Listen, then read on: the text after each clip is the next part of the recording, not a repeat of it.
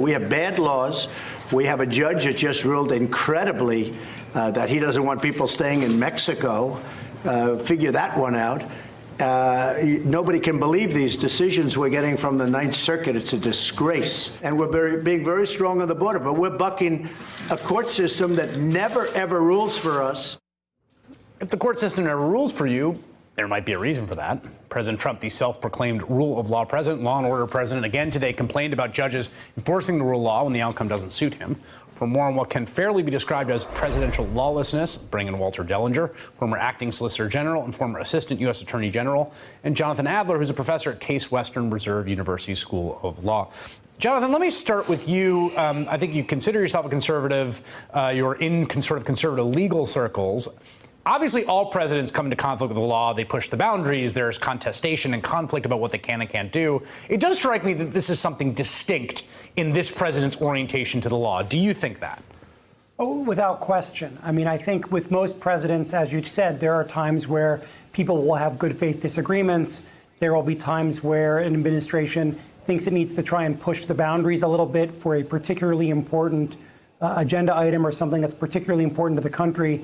But as I think you've noted, in this administration, concerns about what is legally required, what traditional norms are within the Justice Department, or what the government is supposed to be trying to do with law enforcement or administrative procedure is secondary. And that's very troubling.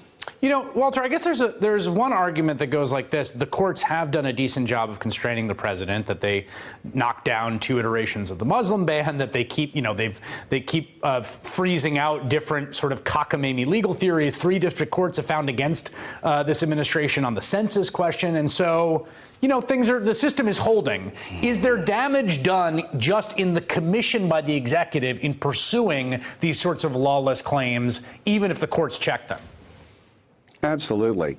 I mean, I do think that we're eroding our fundamental sense of the rule of law. When the president has his chief of staff go out and say, in the face of a clear statute requiring his tax returns, his chief of staff says that issue was litigated during the election. Well, that's not how we change the law. Right. You don't get to not comply with the law. And also, if it were litigated, he lost by 3 million votes. I mean, he's lawfully entitled to be president, but you can't. One saving grace of the Electoral College is that presidents aren't the voice of the people like some plebiscite dictator in a third world country.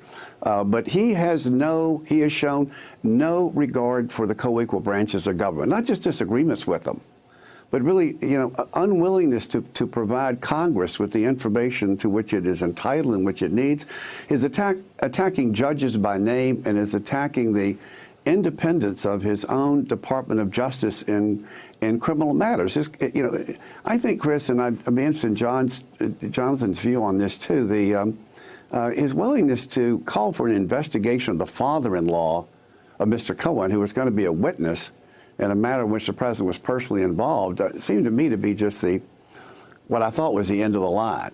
I do want to note there are a number of conservative scholars who have really come through on this question of the absurd attack on the Affordable Care Act. And I believe Jonathan may be one of them. I know Elia Soman and yes. Michael McCauley, Stanford, and others would be Jonathan, you're there on that, right? Yeah, I would say that Jonathan wrote what the lawless Obamacare ruling means, not based on the solid legal arguments, the exercise in raw judicial power. And there's 2 things happening here, Jonathan. I mean, again, the Department of Justice generally defends the laws, and there are deviations, and famously that was the case with marriage equality and the Obama Department of Justice, which was hugely controversial, but went through a pretty complicated process, and I think there's a sort of defensible claim, and ultimately I think in the end history will judge them well. Why is this different in the way the Department of Justice has taken on this pretty wild claim? Well, I mean, I think the brazenness of it is quite distinct. I mean, as you noted, plenty of us criticized the Obama administration's refusal to defend DOMA, the Defense of Marriage Act. Here, you had the Justice Department saying that certain arguments really could not be made.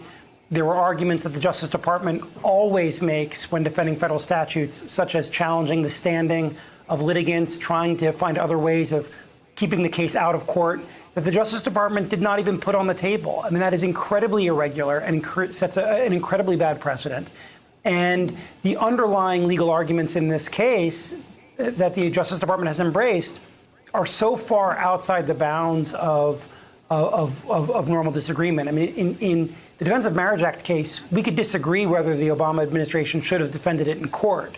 But the underlying constitutional position the Justice Department embraced was a defensible one, and it's one, in fact, that I agreed with. But here, the underlying legal argument is so far outside of what anyone who works on these issues thinks is reasonable. It's really quite shocking. There's also there's a kind of pressing constitutional issue, Walter, right now with the advice and consent provision of the Congress's role in providing advice and consent to executive nominees, which is the president just doing a whole-scale end run around it. I mean, today, the number 3 at DHS has submitted the resignation so he could check down the depth chart to get to the person he wants there. You've got actings at all the different agencies. And at a certain point, it does come to look like a flagrant violation of this basic constitutional principle.